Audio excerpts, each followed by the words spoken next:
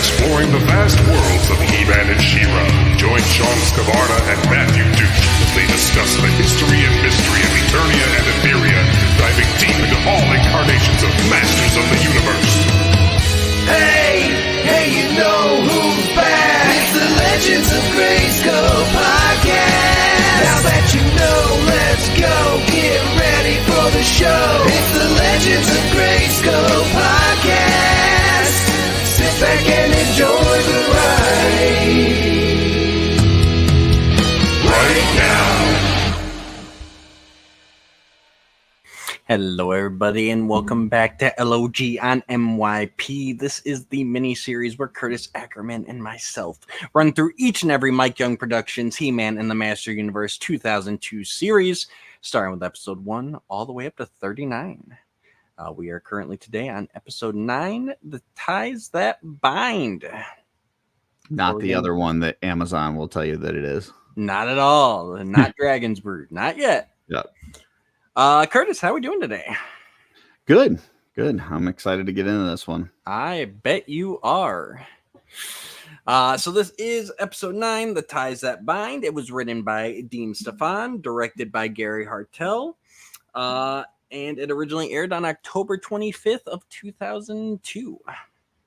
So, and you'll notice as we go on, obviously Dean Stefan was the producer and showrunner for this series, and he had a tendency to grab a lot of the big episodes. So far, he wrote The Beginning, he wrote Courage of Adam, and now he's writing The Ties That Bind. So definitely as the series progressed, as we were following this in 2002, knowing that Dean Stefan was on an episode was kind of an early indicator that something important's going to happen in this episode. So back then we were every little clue. We were scouring the Cartoon Network website, all the little, any possible leaks, and it was an interesting time. So yeah, I don't pay attention to any of that stuff. So no, you didn't see this until 2022. So even when I did, I was like, I have no idea who made what or wrote what or whatever. Just I watch it and see if it's fun or not. Well, remember though, back then, again, even the first time you watched it was DVDs, correct? Yes, I got the or YouTube maybe, but no, I got the box set that has like a Grayskull on the front, like Grayskull, and it had all the DVDs. And that's actually how I found out about MYP. Like, because I had bought that box set for the Filmation, and it had these extra discs in it, and I'm like, well, what is this? Yeah. And that's how I found out about it. So yeah, so so you had the Play Next. Yes. Whereas we had a minimum of a week between episodes to talk on the message boards and discuss and speculate and so and obviously, as we'll see, so far it's been pretty good, but like I said earlier, like The Beginning, the movie premiered and then we had 3 weeks of watching the repeat. So we had a month there of just The Beginning, where again the episode titles were on Cartoon Network's website, so we're speculating about what Ties That Bind could be, what could Dragon's Brood be, what could Turnabout be, So yeah, definitely a whole different kind of watch mentality. We had a week plus of cooler talk to try and discuss things. That's interesting. So we open up right at Castle Grayskull again, this time in the middle / end of a battle. And the first lines we hear are, "Man-Arms, Teela's been injured." Yeah, it's an interesting way to start an episode. It's like, already not even in the middle of the battle, but really the tail end of one. Right. So, yeah. And kind of really playing off a lot of stuff we discussed last week in Siren Song. Like, we talked about Mike Young really made it so that there were stakes here right off the get-go. It's like Teela's been injured. Like seriously injured. Like seriously. And they Stratos flies her in and she's Again, no blood or anything. They didn't have to go gore, but we can clearly see she's got her armor's beat up, her shoulder pads are cracked, like she's unconscious. Yep. Manny Faces scans her and says that she needs blood, lots of it. To which, like, everybody throws their arm out. They're like, Let's go. Yeah. Yeah, like everybody's ready. Yeah, oh, absolutely. And we're talking MASH triage stuff here. They're not even like, let's get her back to the palace. They're like, grab a hose off the Bastion Beetle, Right. stick it in my arm. Like they all just throw their arms out. Like, Right. Let's go. And just No the hesitation. seriousness of it, where there's not time to lose here. Like, Right. she's not gonna make it back to the palace. Yeah. But obviously Duncan seems to think it's a little bit more complicated than that. So, to which he gets a telepathic message from the sorceress, who we haven't heard. We've seen her, but we really haven't heard much from her in a few episodes. Right. And he gets a telepathic message telling him to bring her into the castle. Tila briefly wakes up, sees multiple sorceress eyes, and goes unconscious again. So obviously, for those of us who grew up in the Filmation cartoon, we have a feeling we know where this is going. Mm-hmm. But to go back to the mindset of back then, with everything, I mean, obviously we all know that there's going to be some connection between Tila and the sorceress. Like, we'd had no confirmation up to this point, but I don't think any of us really expected that there wouldn't be a connection. Right. Going this back in 2002, we didn't know if it was going to be a Filmation connection, mother and daughter, or there were some people who thought maybe they could go back to the old Clone of the Sorceress mini comic origin. So knowing that this episode is going to go into Tila and the Sorceress, this was obviously a highly anticipated episode. Just for the fact that what way are they going to go with this? Gotcha. But yeah, so we wake up. Tila wakes up back in her room in the royal palace, surrounded by some of the masters, and she discovers that she now has the power to read minds, which is very interesting. Because as far as I know, that's not a power that the sorceress has. Like, we've not seen her like be able to like tell what Skeletor is thinking or Evelyn is thinking. Like, we have not seen her. Now she can talk to people into their heads and stuff, right? But we've not. Now maybe it's something where this power manifests itself in different ways based on the individual. Who knows? But I did find it interesting. It's like, okay, we're not seeing her like be able to turn into a bird or see her be able to communicate to people that are far away, like things that we have seen sorcerers be able to do. This is a completely new thing that we've not seen before. So I did think that was a little bit interesting. I hadn't actually thought about that, because I guess in my mind, because sorceress does have the telepathic communication. Correct. So I thought it was just kind of building off that, but Tila is not able to control it. It's happening. She's not choosing to. So maybe it's one of those things where the sorceress just doesn't do that, because maybe it's like she understands boundaries. Invasion of, I don't know, but you would think with some of the stuff with Skeletor, especially like when he's bearing down on Grayskull and stuff, if that's a power she had, you would think that would be something that she would utilize because she understands the importance of protecting Grayskull. But like I said, the way I sold it in my head was, this is a power that maybe manifests itself differently depending on who it is. Well, that's it, right? I have brown hair, my wife has black hair, and my daughter has brown hair. Like, it doesn't, it doesn't mean just because my wife has black hair doesn't mean that her children are going to have black hair. You know? So I can buy that. There's also the line from Evelyn later when she discovers it. She talks about she hasn't learned how to shield herself yet. So I'd assume Evelyn obviously has, because she mentions it. I would assume Skeletor also knows how to shield himself.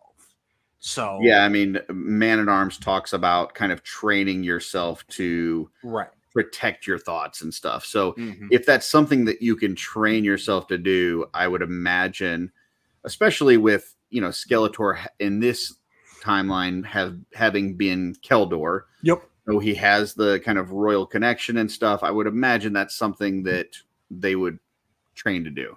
So, Absolutely. Oh, absolutely. Absolutely. which is actually surprising if this is a thing that you can train yourself to do, and knowing Adam's secret, you would think that's something through all these different training montages that we've seen with Man at Arms, that would be something that he would have talked to him about. But I'm just now thinking of that. So just me too now. Damn you. Yeah.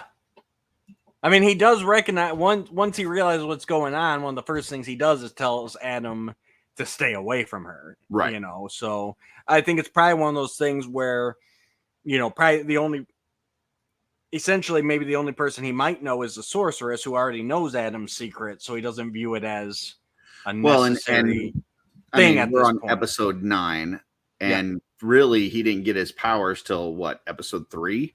2. Or at least, 2 he gets it, but we don't actually see it like manifest itself till 3.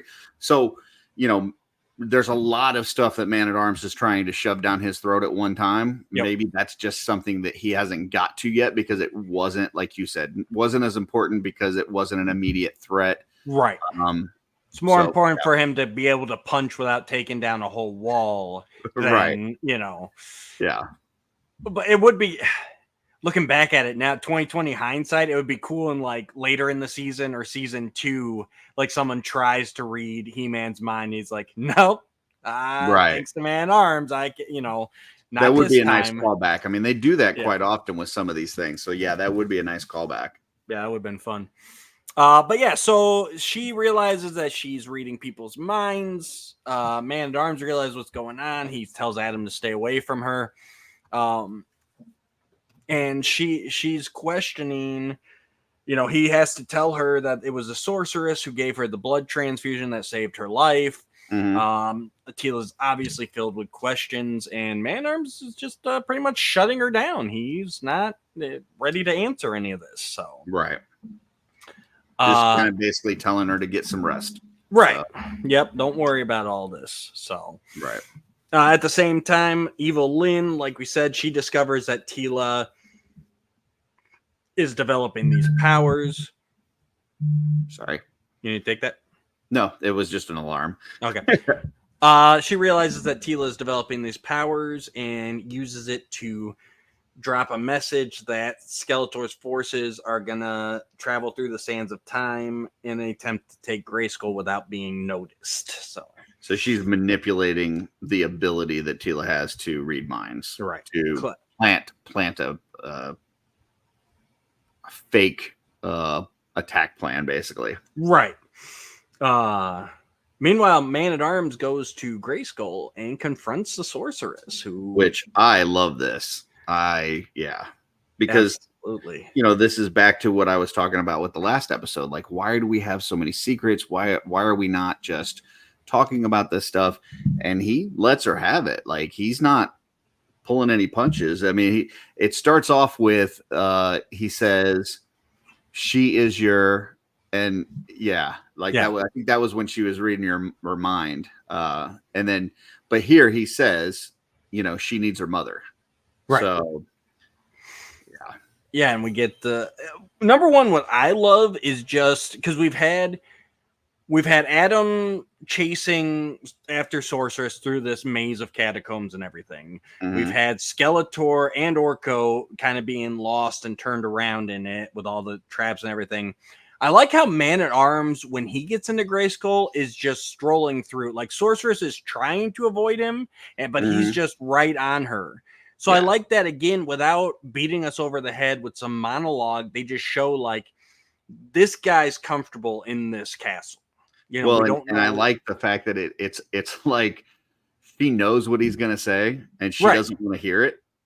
So she's actively trying to get away from him, and he's just on a straight line, just beeline towards her. So. Right. Yeah, they end up down in the crystal chamber, and you can tell that this is a conversation they've had before too. Yeah. Like, if it were up to Man-at-Arms, Tila would know everything. I have no doubt. I mean, makes sense.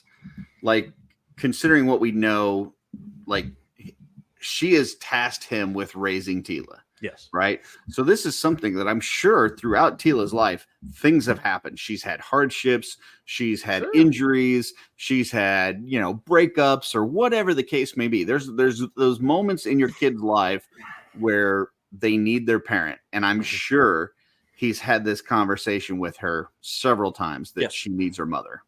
Right. So. Yeah. And I'm sure she's asked about it. Like, you don't grow up without, she's been raised right by Adam, who's got Marlena. She's asked, like, well, what about my mother? And, spoiler alert, I guess, but Sorceress is Tila's mother. That is cemented here. They didn't go with the clone origin. They went with the straight up. Sorceress is her mother. She gave her to Man-at-Arms to raise so that she could tend to Castle Grayskull and the promise that she made to protect that. So at this point, I mean, I think it's pretty widely accepted, I guess, that in Filmation series that Man-at-Arms was her actual father, right? Or no, he wasn't.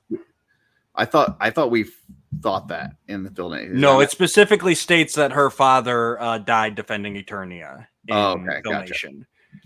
Gotcha. So, Revolution, they went with Man-at-Arms being the biological father. Gotcha. CGI series, they went with the clone origin. What else have we had? But here we know that she gave him up to Man-at-Arms. So Man-at-Arms isn't her father. We don't know who the father is or if she has a father. Maybe it's something where she's born of magic or whatever. We don't know. Season 2, we'll get into that. I'm just saying right now. We just know that my apologies. I thought you were talking series as a whole. Yes. Sorry. No, I'm saying as of right now, we just know that he was handed Tila and was asked to raise her. Yep. So, yeah, and I like that.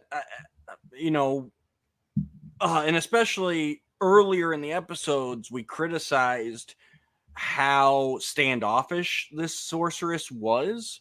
Mm-hmm. And I think this episode, obviously Lessons was kind of an outlier with Larry DiTillio writing it, where we got a very motherly Filmation style sorceress. Right. I feel like this episode really shows that the standoffishness is a choice she's making, because we see both sides of the sorceress in this episode. And especially in this scene here where she's, we got to mention too, she's weakened from the blood transfusion physically. So she's not at her full strength.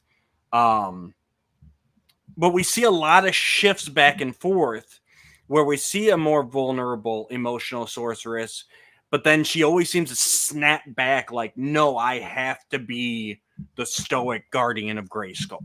Like, I can't allow myself to feel these things because it'll get in the way of my duties. And, you can feel about that how you want. Like, is she the only person that could have taken that role that can defend Grayskull? Did she have to is she choosing Grayskull in this role over her daughter? Like, oh, absolutely, she is. I don't. But is it? I'm saying, is it something where there is no choice? Like, it has to be done, and so she has to do it, or does she feel like she needs to do it, and so she's choosing? Like, is there another option? And I don't know that there is. So I don't know. I'm left with the feeling of, is she really a bad mother because she's choosing this over her daughter, or is by choosing this is how she's protecting Eternia, including her daughter, and that's how she's justifying it? I like that they don't really give an answer. Yeah, like they don't. Correct. That's the conundrum, but they don't make you choose. I feel that she honestly believes there is no other choice. Like, and you could argue that, you could still have that role in Grayskull, but show love for your child and still let them know that you exist and all this kind of stuff. But maybe that's too hard for her. Maybe she just feels like that would be too stressful or maybe it would put her in danger. Mhm. Who knows? So And there's a lot of questions here, but to your point on like what you said last episode with Man at Arms, like these are people and they are not perfect. They have flaws, and it's just, to me, it's good writing that you've got these people that you do question. I mean, in Filmation, it was pretty much like Sorceress could do no wrong. Like she was the goodest of good, and there's no questioning it. And here it's more like, okay, she's a person and she's taken on a role, but that role is meaning that she's having to abandon her child, and there's stuff that goes along with that. So, and it's one. I mean, it's one of those things too where, not to get down too much of a sidetrack, but they've done, Revelation Revolution. They've done Eternity War in the comic series, where a lot of Adam and Tila's journey is, as the older generation, their time is up. How can they improve upon it? And maybe they did make some mistakes. Maybe they did what they thought was best, but maybe that wasn't the right way. And those stories work because of stuff like this, where it's like, yes, this sorceress is making the best choice that she thinks she can make. Maybe it's not the right choice, right? So it sets up a lot of story, and you can really feel for these characters. And so this is the point in the series where I'm like you, Curtis, especially back in 2002, with the redesign, with the color change. I'm sitting there like, do I like this sorceress or not? And this is the episode where I'm going, okay, I like what they're doing with this sorceress. She's not Filmation sorceress. She never will be, but that might be okay. Maybe there's some more interesting stories we can open up by taking her from the perfect mother figure to, I mean, essentially she's the mother who had to give her child up. I mean, she's the bio mom, had to or chose to, one of the other. We don't know. And it's not our decision to make either. Like, that's what I'm saying. I think it's really well done how they do it in here, to where at the end of the day there might not even be a right answer. You know what I mean? It just, but we all have to take these paths in our lives. So I mean, I will tell you which side I'm on, and that's that I do think that she's a bad mother, and I think I think there's a way that she could have protected Grayskull, but at the same time still show care and love for your. I mean, it's no different than like a working father situation. We're both can relate to this. You have hours that you have to put in at work. You have to do the things that you need to provide for your family. But at the same time, you make time for your kids. Like it may not be as much time as you would like to have because work interferes with that, but you try to have balance. Yeah. She tries to have no balance here. It is all Grayskull and no Tila. Right. So that is the choice she made. So for me, I think that she's a bad mother. And I think that this episode makes me respect Man at Arms a whole lot more because he took on this role, didn't complain about it, just did it. But at the same time, he's not above, or he is willing to tell the sorceress how he feels. He's not going to just let her slide with, oh, I've got a responsibility and so I can't do this. He's going to give her some shit. And I like that. And he actually ends this conversation with basically, well, I'm telling her. Yeah. If you don't, I will. Yeah. Right. Like it's past time. I've given you your time, Yeah, you do it or I will. There's definitely going to be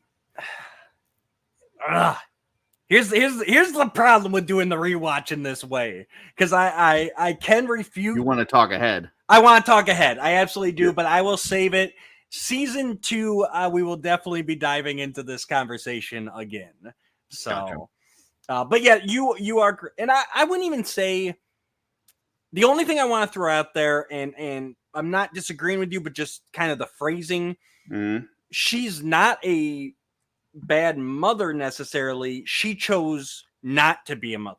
So just kind of, I do want to throw that out there. Like, yeah, I'm not saying she's not capable of being a good mother, but she's choosing to abandon her role. Right. She chose her role as Guardian Grayskull over being a mother. That's the life she gave up. Right. So I just kind of want to throw that out there, that we're not trying to say like, sometimes, I know in real world, I know a lot of women out there have made that difficult decision to do what's best for their child, even though it might be abandoning a role for yourself. So I don't want to, I just want to throw out there that we're not saying that's not the right decision for some people. So. And I'm going to say that it's not the right decision in this instance, because she isn't just throwing herself into her work, but then also maintaining a relationship with her daughter. She is 100% this and 0% that.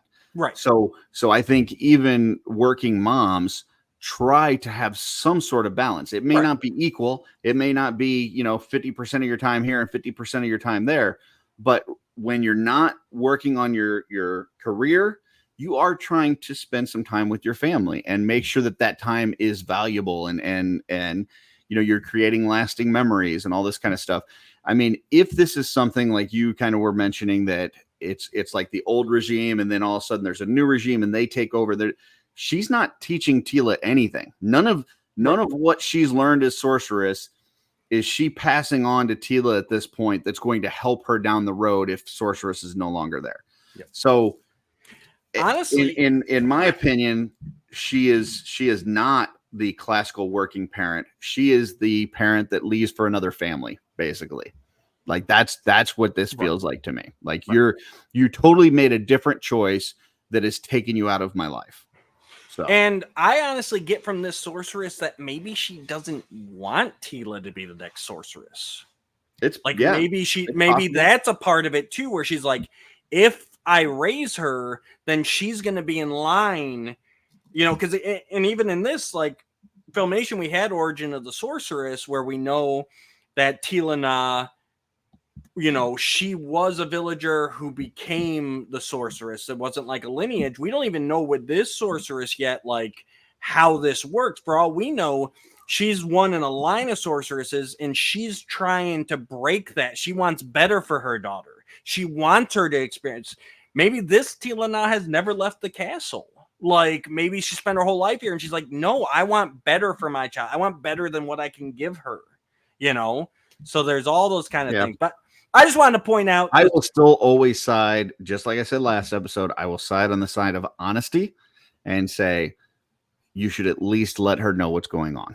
Even if you don't want that role for her, even if you don't want that life for her, even if you can't be a part of it, let her know what's going on. And that's the part that irks me. And yeah, I'll stick. I just wanted to let any real world issues know that we are not talking about real world issues. We are strictly talking about this. And I'm telling you, episode. If you are doing anything that is 100% pulling you away from your kids, I will tell you, I think you're doing it wrong. I will say that. Now, if you're still trying to do your best as a parent to make time for your kid, regardless, with the other stuff you got going on, that's cool. But if you have totally abandoned your kids, that's wrong. There you go. That's from Curtis, not from Legends of Grayskull. We'll leave that there. There are definitely circumstances where happens, but to the fantasy episode. Mm-hmm. So she's got this vision in her head that they've got to go to the sands. What is it? Sands of time. Sands of Time. Yep, back from classic Filmation here. So. Yep, they head to. So she grabs the masters that are there. Unfortunately, Man-at-Arms is not there. He's over discussing things with the sorceress. Adam's staying away. Well, and before they go to the Sands of Time, there's the masters have gathered around her, and she's trying to convince them that they've got to go. Right? Like Teela's convincing them that they have to go, and because she's supposed to be sick, she's supposed to be resting, she's supposed to this and that, and they don't know that they should go because this isn't Man-at-Arms or He-Man telling them to go there. This is Teela telling them to go there based on a vision or whatever she's had. And so then she starts proving to them that they need to go by telling them what their thoughts are. And then this is the part that stuck out to me, and it's the tagline under me right there. She tells Mechaneck, "You wish you had better powers." And I think that is just like the ultimate like kick in the groin maybe not from Tila, but because she's just reading his thoughts, but from Mike Young, like, man, you got to do Mechanic that dirty. Like, you're gonna say that he wishes he had better powers. And unfortunately, that is, and we'll definitely get into this more a few episodes down the road, because what he was trying to do is, again, trying to set up some stuff to pay off in future episodes. But unfortunately, it has kind of kicked off this, like, and that's Mechaneck's character for future generations. Yeah. Whereas I, like many others, never thought Mechaneck had a lame power. But it is the kind of running joke, I think, in a big part of the community is, okay, he can extend his neck. That's it. Like, that's what I'm saying. That's all you can do. Yeah. Now, I really don't feel that was as big of a thing until 2008. That's what I'm saying. Gotcha. Unfortunately, that's kind of they're setting it up for the Mechaneck's Lament episode, but unfortunately, that has now just kind of become the running joke that is Mechaneck in the community, and that's unfortunate in my opinion. But definitely cracked up in this episode when that was uttered. So well, and then she also mentions about Manny Face's performance, which I think is cool, but they're really there's been a couple episodes now that they really leaned into that. Manny Faces, has been an actor, and this is a big part of who he is. So I like that keeps kind of coming up. Yeah, and I like what they've done with Manny Face. We didn't really talk about him because he appeared since the beginning, but like these last two episodes are where we've really gotten some Manny Face's action. Unfortunately, last episode was definitely overshadowed by it being the Ram Man episode. But I like shadow there. Yeah. I like how he's portrayed in that. He's got that theater aspect and that bush, and then they've done a good job of the robot is what scans Tila and lets her know. Like, so they've also done a good job in this series of like there are three distinct personalities to Manny Faces, and not only is it a change, but it's actually like what he can do in it. But the man Manny Faces is definitely the actor. Yeah, the performer. Yeah. Right.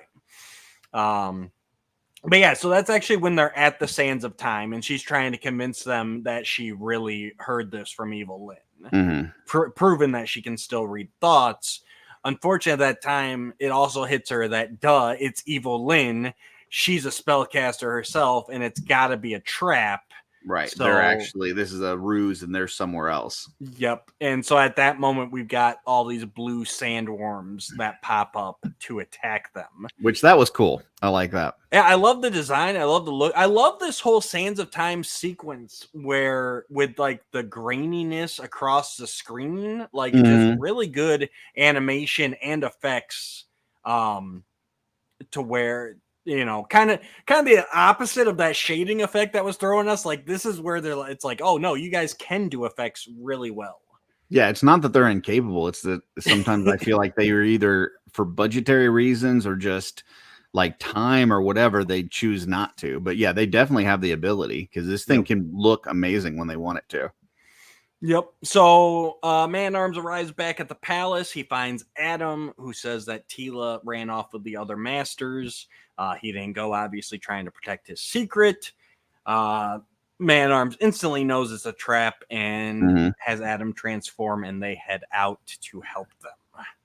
At the same time, the masters are being attacked by sandworms, and the evil warriors show up as well. Once they're taken care of, the plan is to go take Grayskull. Luckily, go ahead. I was just gonna say I like in this sequence when they finally get there and He-Man is helping them out that he is beating the one snake with another snake. Yeah, it's like there's a meme for Mario Brothers 2 where he's throwing the one guy at the other and it says beating an MFer with another MFer. Like it's that like I'm gonna use this one snake to attack the other snake. It's classic and I loved it. Yeah, absolutely agree. No, it's a great fight sequence. I'm loving it, and I like that they also show throughout it that Tila is still injured. Like, she should not be out here. There's points where she has trouble standing. You know, she's again, I like how they're doing it where it's not just like, oh, everyone's perfect immediately when we want them to be. Like, no, she's fighting through her own healing to be. And Man at Arms basically is trying to tell her to go back to the palace and rest. And I think there's two parts to that. One, I think he genuinely is concerned for her and wants her to go back and rest. I think the other thing is he's trying to keep her away from He-Man, you know, and any thoughts he may be having of being Adam and everything else, you know. So I think he's trying to kind of play the in between those two, but at the same time, he is genuinely concerned about her. Oh, absolutely. So, yeah. But yeah, so the evil warriors head off to Grayskull. The Masters follow. Sorceress. I think this is the first time in the series we've actually seen her do her. Well, no, I guess she did it in Lessons. The protection dome around Grayskull.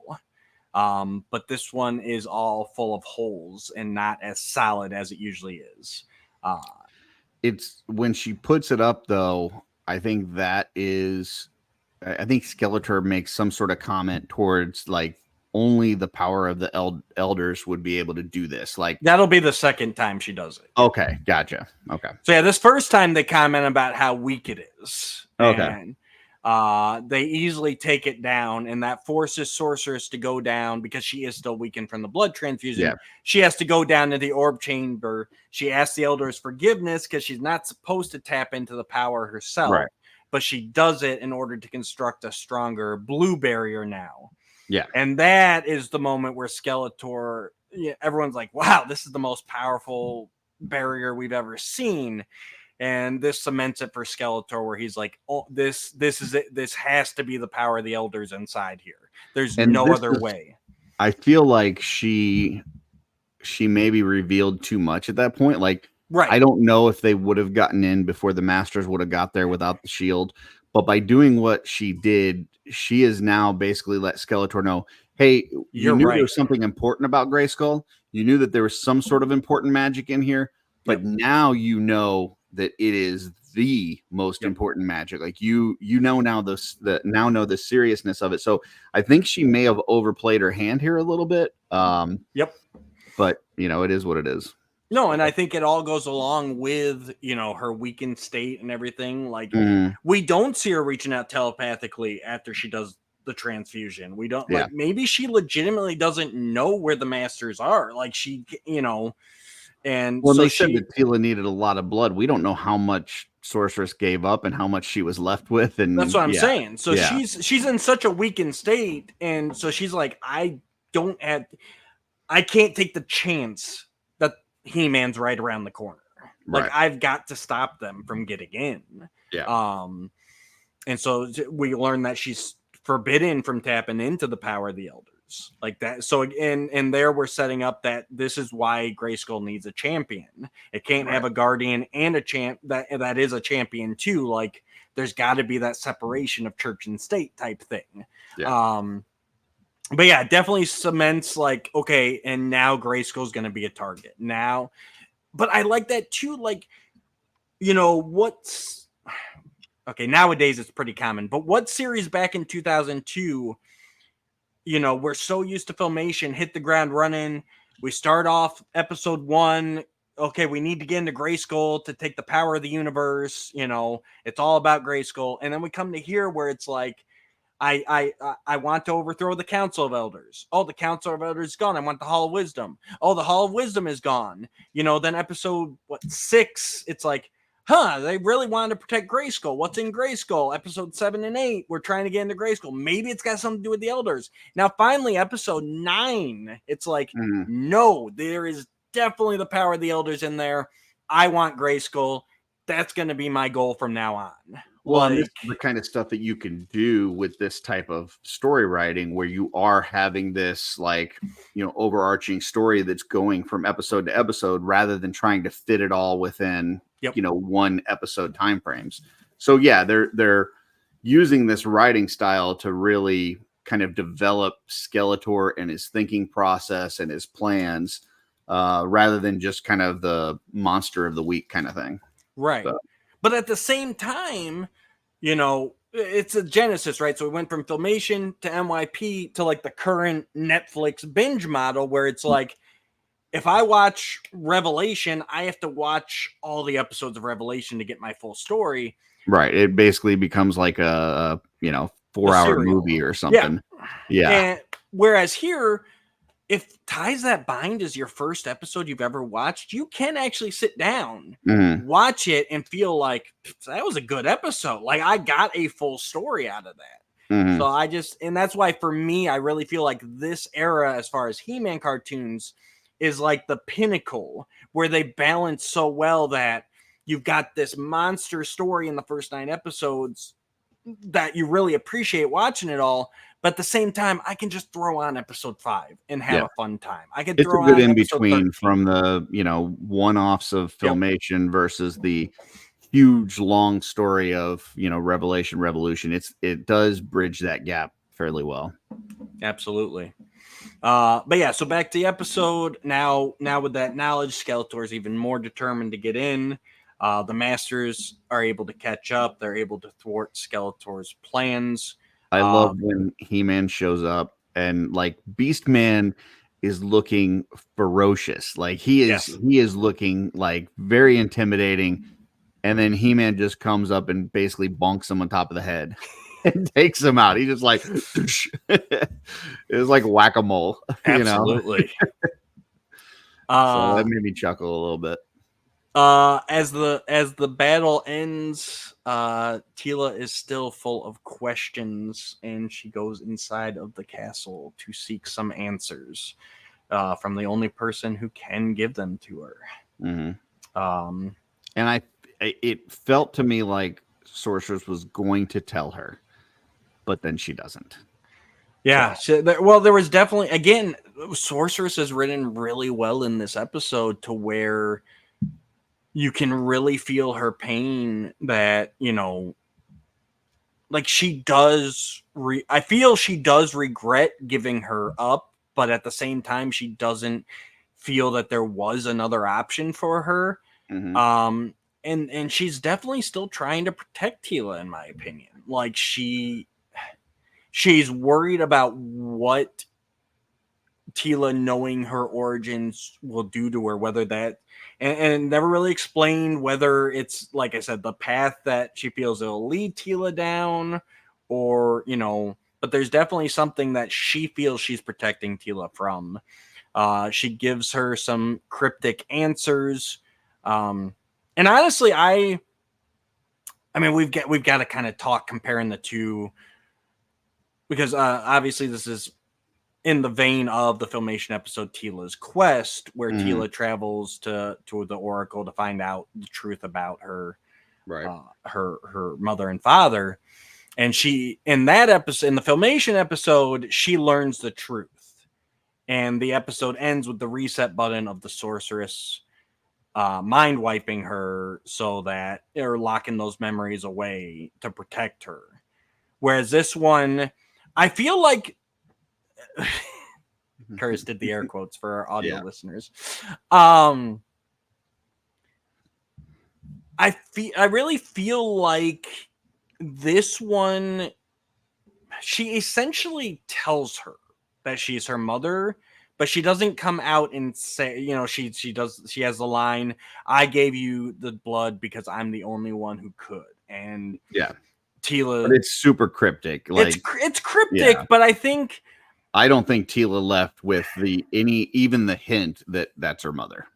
Is it not with the hint, or it's one of those things where I need you to say it? I don't know. Like, I don't what think I mean? That he even leaves with the idea that it's a possibility. I'm thinking if I'm an orphan, or whatever, maybe I have a father. I think that Man at Arms is my father, but I don't know who my mother is. Like, I would always be wondering that. So in this situation, I could see where you go, well, maybe it's her, but it doesn't feel to me, watching the end of this episode, that Teela has any inkling that this might be her mother. Yeah. So, think probably one day when the secret's revealed, she'll definitely look back on this moment Oh, and yeah. go like, oh. So and it might be one of those things where subconsciously she understands, but at the same time, like it after spending your whole life not knowing who your mother is, like this woman in a castle that I just met, she hasn't even really met her, honestly, throughout this whole series. She's heard about her. She was unconscious mostly when she gave her the blood transfusion. So, like, again, it's a whole different world from the Filmation where it's not this figure that she's known. Right. I mean, the Masters just learned about Grayskull being important last episode. So and the Sorceress has never addressed the Masters as a whole. She's talked to He-Man, she's talked to Man-at-Arms, but yeah, she's definitely more the chick in the window at this point. So I think it's just kind of like, as an orphan, your mind isn't willing to go to that place. But for me, I feel like versus the mind wipe thing, like I kind of feel like if you're not gonna let Teela's heritage be revealed, I felt like this is the better storytelling way to go, where again the sorceress is not ready to discuss it, rather than you learn the truth, but I'm gonna take that from you. So yeah, but that's, I don't know. I feel like that the sorceress feels guilty about the decision that she's made, and she tries to justify it in her own mind by continuously saying that, you know, she loves Teela, but saying it and showing it are two different things. So I don't know. Well, like we said, they are flawed in this series. They are people. So for sure. And even, you know, we're left with that sorceress hiding on the other side of the pillar from Teela. And this is where that shading effect works really well, in my opinion. Right. Like sorceress hiding in the shadows. Like, yes, this is where you use it, not when He-Man's running in the forest with everyone else. The focal point is that person and they're in the shadows, that makes sense. When it's a background character, no. And then the moral that they end with is talking about. Well, before that, we do have we had the Man-at-Arms sorceress. They have another talk where Man-at-Arms admits that he overstepped and it's not his place, which I think is wrong, but okay. I feel like he is throwing her a bone here because he understands this is difficult for her and she's not going to change her mind. So I feel like this is him throwing her a bone, but I don't think he should have done that. I think he should have been persistent, but you know, like you said, they're flawed people. I don't even think it's him. How can I articulate this? I don't think it's him saying that he agrees with her decision. It's him saying he's going to respect the decision that she made. Gotcha. Like, it's I kind of felt like he was saying, I was wrong. I understand why you're doing this. And that to me isn't right. But if he's like what you're saying, that he's like, hey, you know, I don't agree with what you're doing, but I understand why you're doing it, then I can live with that. Yeah. And I took it more as he's saying, like, look, it's not my place to reveal this. Like, it you know, it's got to be your decision to tell her.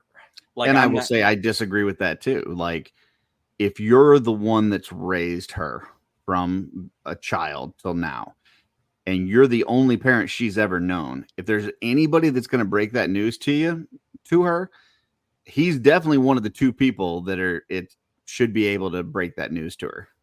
You know, if I'm Teela, I'd want to hear that news from one of two people, and that's either the sorceress or Man-at-Arms. Right. So. Right, but he's saying he's not going to do it without her support. He's saying he's not, but you said that it's not his place, basically, and I disagree with that. I think that he definitely would be within his rights to tell Teela, but he's choosing not to, respecting the sorceress. So I get that, right?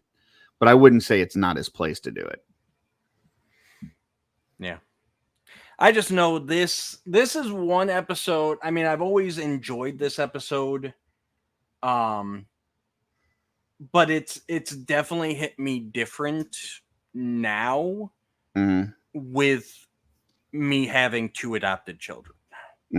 So it's definitely a very complicated situation, and I don't think there's a right answer here. Like, we can talk in circles all day, as Man-at-Arms and the Sorceress were, and just a little behind the scenes as my wife and I have, as to how much and when to tell.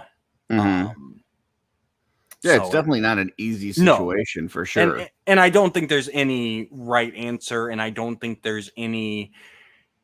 There's no one size fits all. Like, it can be so complicated, the reasons behind why things have occurred or how things have occurred. There's definitely no way to blanket it with, this is always right or this is always wrong.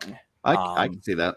So there's definitely a lot of stuff in the background, and I like that the episode ends not real. I mean, look at how we're still discussing it. We even both of us took the same conversations different ways. Like, I like that they did this with this episode. I think they really hit on some heavy topics in a very good way, to where they're not sitting there at the end going, at the end of the day, they're saying it is the person's decision to make or not to make. And they're showcasing that, there is so many reasons. And at the end of the day, only we know all the reasons. So, but go ahead. Moral. Moral basically comes down to parents love their children and will make sacrifices for them. So, and I guess what it's trying to say is that Sorceress loves Tila so much that she's willing to sacrifice their relationship to take care of Grayskull, which therefore takes care of all of Eternia. Once again, I disagree with that, but that's what it is. So if Curtis was wearing that gold and teal bikini with a headdress, he would not have made the same decision. No, definitely not. Yeah. Plus, I mean, how freaking lonely is that, being the Sorceress, and you're just sitting in Grayskull the whole time, and you can't have any attachments to anybody? Like, yeah, and that's one of those things. You can't even leave it. Like, she can't even. I mean, we've seen a couple times where, as a bird form, she's outside, but for the most part, you're stuck in Grayskull, and you're gonna deny yourself the one human attachment that you have. Yeah. And that's going back to, I kind of briefly touched on this probably in the beginning. Like, you sit down with the Sorceress, and there's 2 ways you can go with that character. Filmation went with the essentially super mother figure. Correct. Where, to cope with the fact that she had to give up that relationship with her daughter, she became a mother to everybody, where she's always guiding everybody, always warming everybody. Like, or she's even kind of that lady. I don't know if you had one on your block, but like, she lives down the street and she can't have kids of her own, so she like makes cookies for the whole neighborhood type of thing.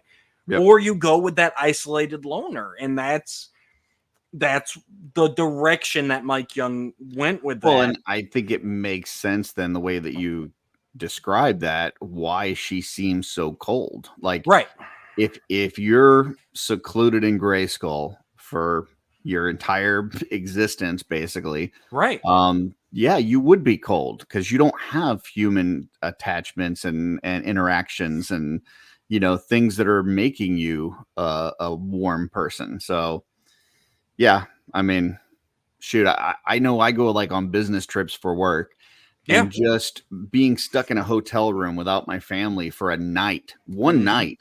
Yeah. It's like, man, this is just torture. Just being stuck in a hotel room, and I can't even imagine just being in Grayskull for all that time with nobody to share with. I mean, we're looking for the source. We're looking at a minimum of 16 years, because she gave she was obviously already the Sorceress and at Grayskull when she gave the baby up, right? But like we said, for all we know, this has been Tilana's whole life, right? Like, so, and I think that I choose to believe in this series, unless I'm misremembering. I don't think it's ever actually specified outright, but I choose to believe in this series that it has to be like she is one of a line. She has spent her whole life training to be the sorceress and then taken over to where I feel like that's probably the reason she gave Tila up, is because she wants to break that cycle. She has that longing for the outside world. Well, and was there a need for a sorceress before the council elders and stuff gave their power up to Grayskull? Like yes, there still was a need for a sorceress. yes, there. Okay. We'll get into it. Okay, but there will be. There will okay. be. So yeah, so and I'm just saying we will get to it because I want to save some stuff. I mean, we could go another hour hashing this out, but I'm just saying, like, based on what we've seen so far, we know that she's at least been in there since the wall got put up and the elders left, and she's had to protect this power. So, which is probably honestly even more like 20 years, because as far as we know, you know, like Adam was born after the Mystic Wall went up. Correct. So you're probably looking 18 to 20 years, I would guess, at the minimum. Right. So, but even that, like you said, I used to do the same thing. They used to send me down to Indianapolis when I worked out at the other building. I'd spend 5 days in a hotel room. And my wife was always like, well, you get a nice break. And I'm like, it's not really a break. It's just me sitting there watching TV. Like it's lonely. It's totally lonely. Yeah. But yeah, and I can't imagine psychologically what that would do to a person just being isolated, you know, that much. Like even, you know, even folks that are in prison, like they get some time to interact with other people and stuff, unless they're just like in solitary confinement their whole life. But yeah, I can't imagine what that would do to a person. And so that puts a different perspective for me on it. When you do see her acting cold, it's like, okay, well, makes sense. And like I said, I think that, to your point though, that is good writing, that that you build that into that character, that it's not just this cheery, everything's great, you know, I'm gonna bake cookies for the neighborhood kind of sorceress. So, and that's it. And I said it back then, and obviously again with this episode reinforcing it, like, this isn't necessarily the direction I want sorceress to go in. Sam, but I can understand and I respect their decision. Like, I think she works well for this series in the themes that are going on in this series. Even though I would like my sorceress a bit more motherly if I were writing it. And different colors. I don't like the color scheme that they chose for her costume, but yeah, truth. All right, Curtis, I think it's time for our Power Sword ranking. So as we know, 3 Power Swords is the best of the best episodes. We got 2 Power Swords. That's a very good above average episode. One Power Sword is a good episode. We got the Cosmic Enforcer. That's right down the middle. Neither good nor bad. Then we got the Havoc Staffs. 1 Havoc Staff is a bad episode. 2 Havoc Staffs is an even worse episode. And 3 Havoc Staffs. That episode needs to be banished to Despondos for all eternity. For me, this is a Cosmic Enforcer. Like, wow. I think this is a do nothing episode. I feel like at the end, it feels like a Filmation episode in the guys that, like, by the end of the episode, nothing really has changed. Like, Tila still doesn't know who her mother is. Nothing, you know, we're back to square one. If you took this episode completely out of the series, I don't know that anything changes here. And I feel like just frustration watching it because of the whole secrecy and all this kind of stuff. There's nothing in it that really stood out to me as enjoyable. I did chuckle at the whole Mechanic, you know, wish you had better powers thing, but other than that, this is just a throwaway episode for me. So wow. I don't think it's bad, but I don't think it's good. I just think it doesn't. Yeah, it's not important enough that I care. So even with Sorceress Tila origin being cemented, even with Skeletor finally learning the true secret of Grayskull. No, I mean, like, Skeletor knew that Grayskull is important. Now he knows why it's important, but I mean, he already kind of knew that there was a thing, and he needed to go after it. And the Tila sorceress situation, in my opinion, their relationship is in the same spot it was when the episode started. So we didn't make any progress with these characters, in my opinion. So Gotcha. yeah. Okay. For me, this is a 3 power swords. So this is one of the best episodes of the series. Wow. Because I'm shocked. Shocked. Yeah, I think this is the farthest apart we have been yet, and probably will be. I never would have guessed that. You could have given me 7 guesses and I wouldn't have got that. Holy cow. Again, I completely get what you're saying. But for me, number one, watching it back then, and like I said, it was an uncertain time. We didn't know which way they were going. So just for them cementing the fact that, okay, Sorceress did give birth to Tila, like that's huge for me. I like this over the Filmation episode for the fact that it's left open-ended and there's more hints to Tila than actually, here's everything and we're mind wiping you. I like the fact that I actually like the fact that at the end of the episode, it's still just Man-at-Arms and Sorceress that know this secret. Like, because, and that's something that always sat wrong with me in the Filmation episode, is at the end of that, He-Man knows everything. And they leave He-Man with the knowledge, but they take the knowledge away from Tila. Whereas if anyone outside of the parties involved need to know first, it's the baby in question, right? Right. So it's like, I like the fact that since they weren't committed, they didn't want Tila knowing her true origin yet, they kept everybody out of it. So eventually that will be, it's Tila's right to discover that or to look more into her heritage. And like I said, especially now watching it, having dealt with kind of the system and all that more, like I said, I really like the way they had the conversations, and I like that they left it all open-ended. Yes, I completely agree. Besides some hints to Tila, like there's nothing actually progressed, but I also feel this early in the series, that's where it needs to be. Like this is too big of an issue to wrap up in one episode. And then on top of that, some great fight scenes. Tila with the powers, hinting that there is the chance that she can get powers someday. But yeah, mostly it's the Man-Arm Sorceress stuff for me.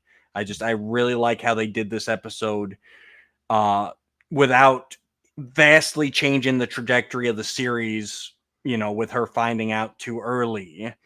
I feel like it ends in the right spot. So. Yeah, I know we're like way over time here, so I don't want to beat a dead horse. But this is definitely a big episode.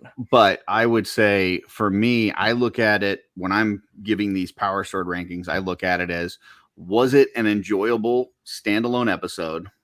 And or was it something that really progressed the story? Sure. To me, this is neither of those.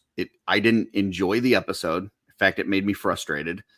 And I feel like at the end, we're at the same place as when we started. Yeah. So to me, it met neither of those. And that's where I got I'm truly shocked, but I also, especially based on personal experience, not only now as an adult with your kids and stuff, but based on what you went through at the time and not knowing, whether Tila was her daughter and all this kind of stuff, and doing all these research and anticipating the week before, like all of that, I think contributes to your experience. 100%. So I get why you are rating it the way you are.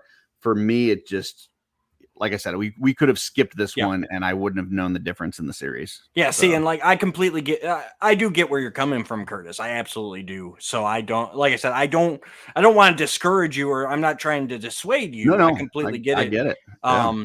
And for me, to your point, like I get what you mean by progressing the story, but to me, character background can be as big of a progression as actually current timeline stuff. Expanding the lore, expanding the universe, even if it doesn't propel the current events forward, like, to me, that expansion I kind of view as progression. You know, we're fleshing out these stories. We're taking a look into some other characters. Adam's barely featured. He-Man's just there to provide the muscle to win the day. And like I said, like I probably didn't bring it up enough, honestly, now that I'm thinking about it. Like, I really love the fact that, you know, in Teela's Quest, the Filmation episode, He-Man was still oddly the driving force of that narrative. And he's the one left with the secret at the end of that. And I like how they knew this time that no, He-Man really needs to take a back seat here, because this is the Teela, even less so Teela, unfortunately, but the Man-at-Arms sorceress story here is the forefront. As Adam, he gets shooed away. Yep. He beats up a snake, and then he bonks Beastman. And that's really about the extent of what He-Man does in this episode.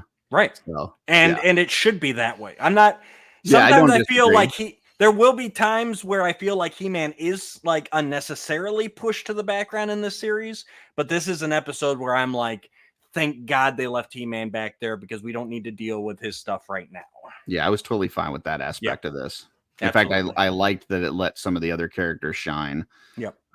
So, like I said, honestly, not to harp on, but last episode, He-Man could have taken a little bit of a back seat and done more Ram and Buzz off, and that episode could have improved. But that's the last episode. So next up, we have episode 10. And that will actually be Dragon's Brood. regardless of what Amazon tells you. Right.